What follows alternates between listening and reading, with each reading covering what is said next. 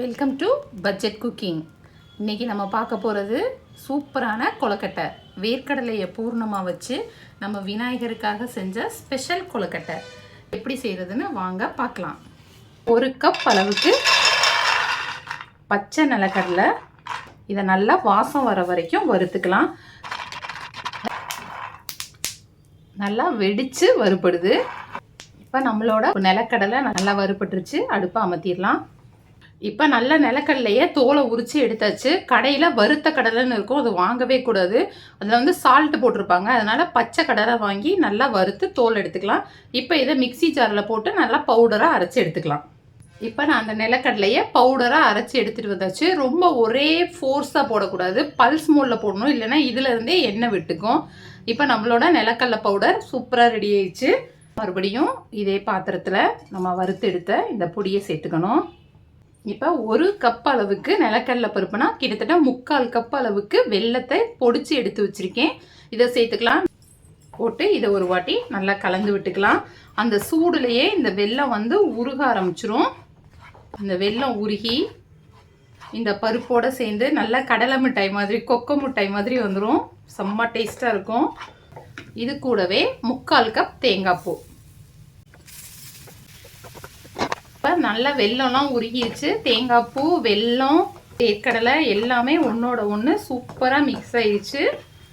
இது கூட நம்ம கொஞ்சம் ஏலக்காயை அப்போதைக்கு ஃப்ரெஷ்ஷாக இடித்து அப்படியே தோலோடு சேர்த்துக்கலாம். செம்ம வாசமாக சூப்பராக இருக்கும் பூர்ணம்.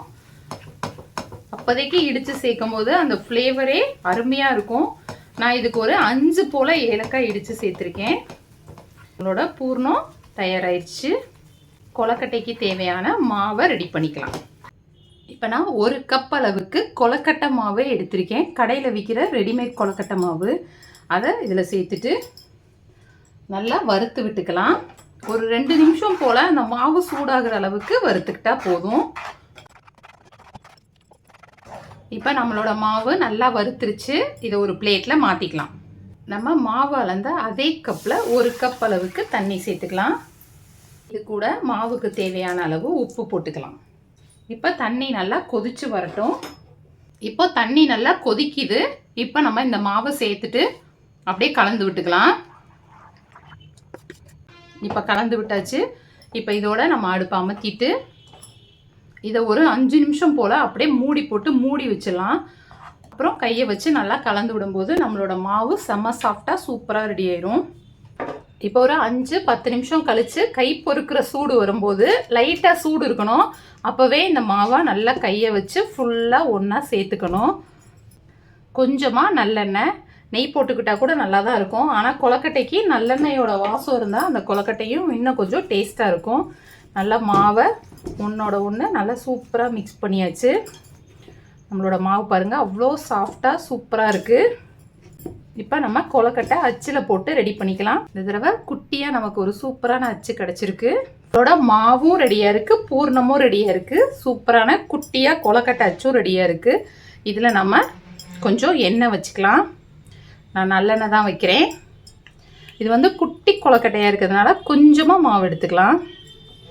நல்லா உருட்டிட்டு இப்படி உள்ளே வச்சுட்டு நடுவில் பூர்ணம் வைக்கிற அளவுக்கு ஒரு கேப் வச்சுக்கணும்.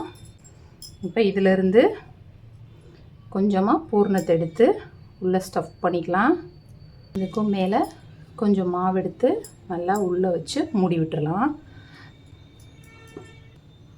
நம்ம ஓப்பன் பண்ணி பார்த்தோன்னா சூப்பரான குட்டியாக அழகாக கொழுக்கட்டை ரெடி ஆயிரும். இந்த மாதிரியே நம்ம கொழுக்கட்டைகளெல்லாம் ரெடி பண்ணி வச்சுக்கலாம். கொஞ்சம் ஓரத்தில் இருக்குது, அதை மட்டும் க்ளோஸ் பண்ணிக்கலாம்.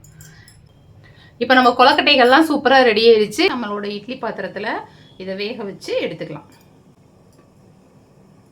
இது வந்து சின்ன கொழுக்கட்டைனால 5 நிமிஷமே போதும். மாவும் ஏற்கனவே வெந்துருச்சு. ஒரு 5 to 7 மினிட்ஸில் கொழுக்கட்டை ரெடி ஆயிரும். இப்போ ஒரு 5 நிமிஷம் போல் ஆயிடுச்சு. நம்மளோட கொழுக்கட்டைகள்லாம் அழகாக வந்துருச்சு. நம்ம இதை அப்படியே பிளேட்டில் மாற்றிக்கலாம். நம்மளோட வித்தியாசமான வேர்க்கடலை கொழுக்கட்டை சூப்பராக ரெடி ஆயிடுச்சு. இந்த தடவை நீங்களும் உங்கள் விநாயகருக்கு வேர்க்கடலை கொழுக்கட்டை செஞ்சு அசத்துங்க. உங்களுக்கு இந்த வீடியோ ரொம்ப பிடிச்சிருந்துச்சுன்னா என்னோட சேனலை லைக் பண்ணுங்கள், ஷேர் பண்ணுங்கள், மறக்காமல் சப்ஸ்கிரைப் பண்ணுங்கள்.